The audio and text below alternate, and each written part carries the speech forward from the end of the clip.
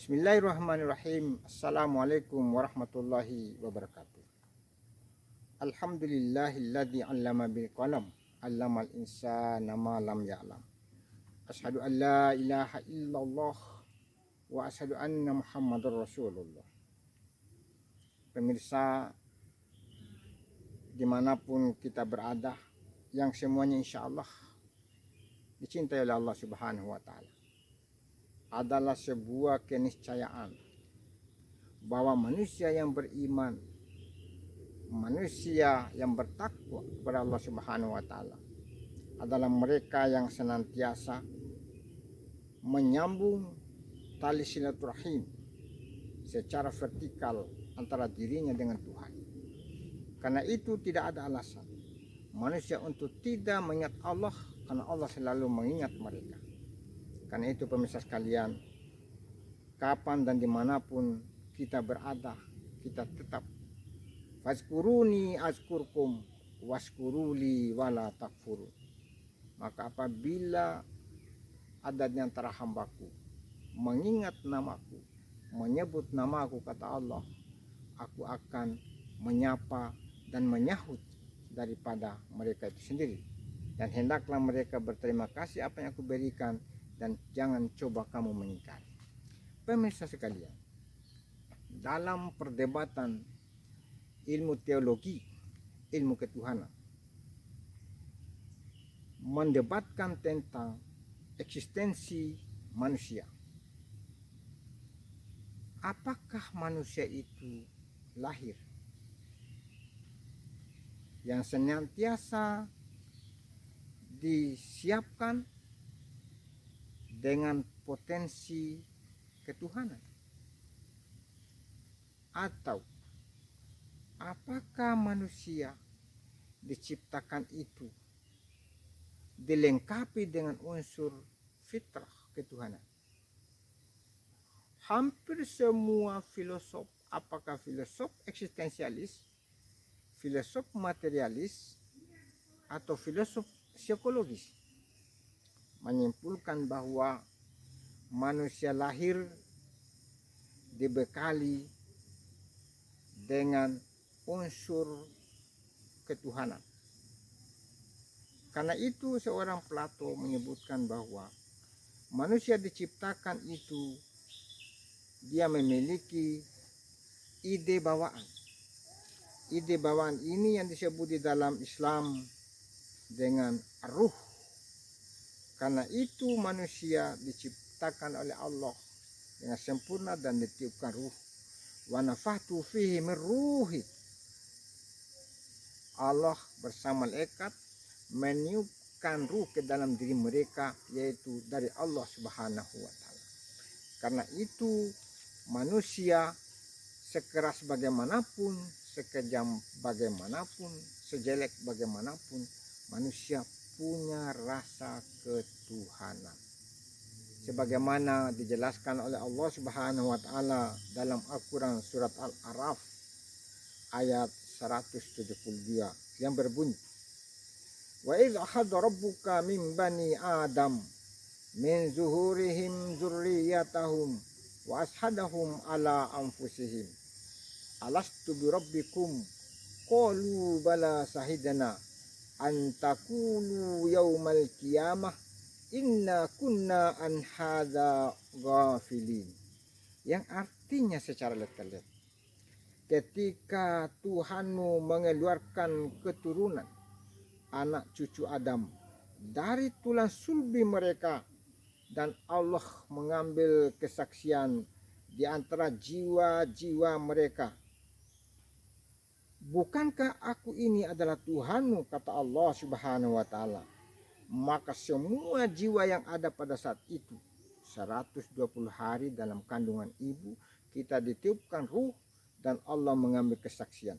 Jawaban kita semua adalah, kami menjadi saksi bahwa engkau adalah Allah Subhanahu wa Ta'ala, agar di hari kiamat kamu tidak mengatakan, sesungguhnya kami Bani Adam adalah orang-orang yang lengah terhadap keesaan Tuhan. Pemirsa sekalian, karena itu manusia dalam proses mencapai tingkat eksistensi yang kamilan, pertama manusia dilahirkan dalam keadaan suci, atau istilah teori daripada filosof empiris yang namanya John Locke yang mengatakan dalam teorinya tabula rasa, manusia itu lahir dalam keadaan seperti kertas kosong. Karena itu kata kertas kosong yang dimaksud adalah fitrah. Fitratallahi allati fataran nasa 'alaiha la tabadila li khalqillah. Allah menciptakan manusia dengan potensi ketuhanan, potensi yang materialistik, potensi pragmatis, kemudian potensi eksistensi dan seterusnya. Potensi untuk menjadi pemikir, potensi untuk menjadi filosof, potensi untuk menjadi politisi, potensi untuk menjadi ekonom, potensi untuk menjadi militer, dan semua bidang ilmu pengetahuan telah ada pada diri manusia potensi itu. Karena itu fitratallahi allati fataran nasa 'alaiha la tabadila li khalqi. Allah menciptakan manusia dengan fitrah yang dia miliki.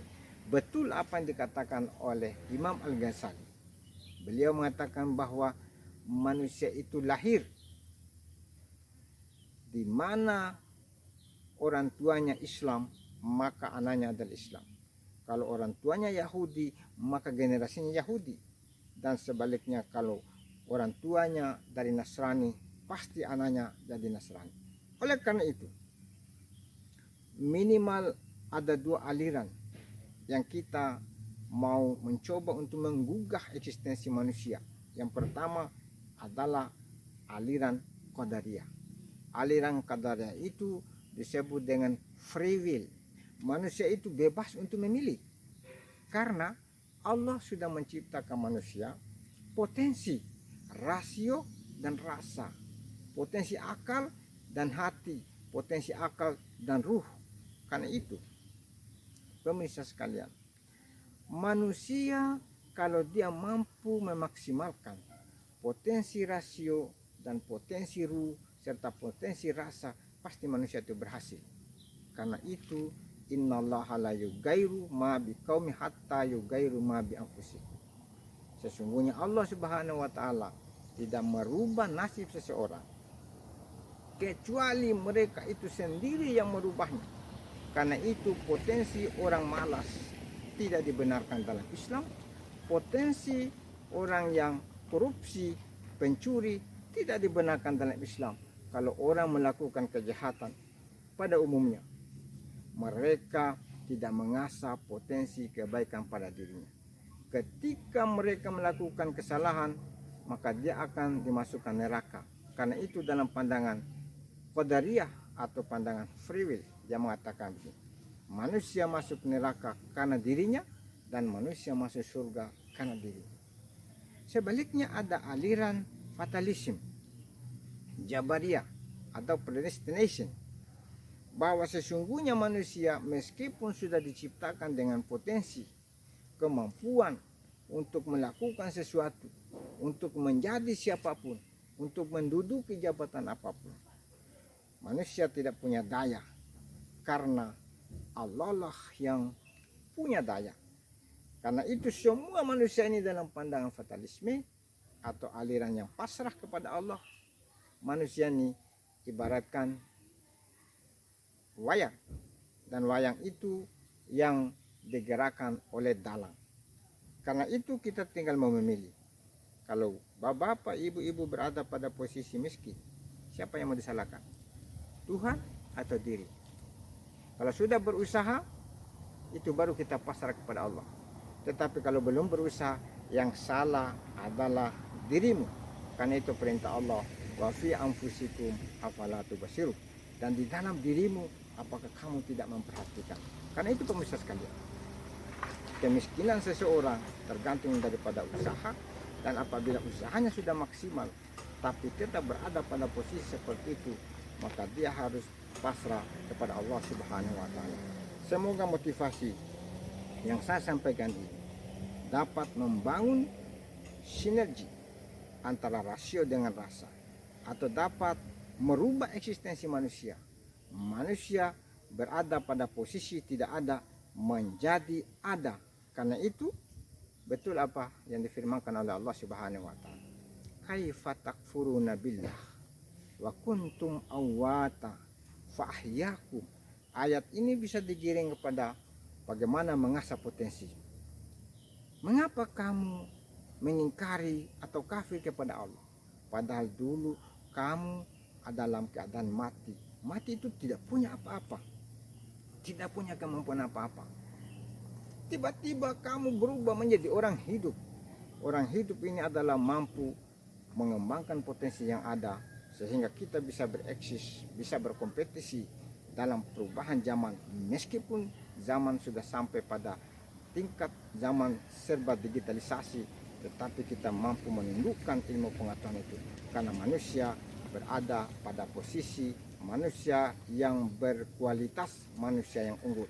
Kalau begitu, mau jadi manusia yang mampu berkompetisi harus menjadi manusia unggul.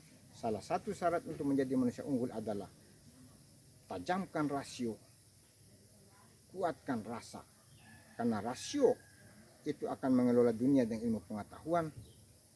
Rasa mengendalikan segala kebebasan, agar supaya dia tidak melupakan ontologi hakikat dari segala aktivitas yang dimiliki oleh manusia, yakni la ilaha illallah, innalillah wa inna ilaihi rajiun.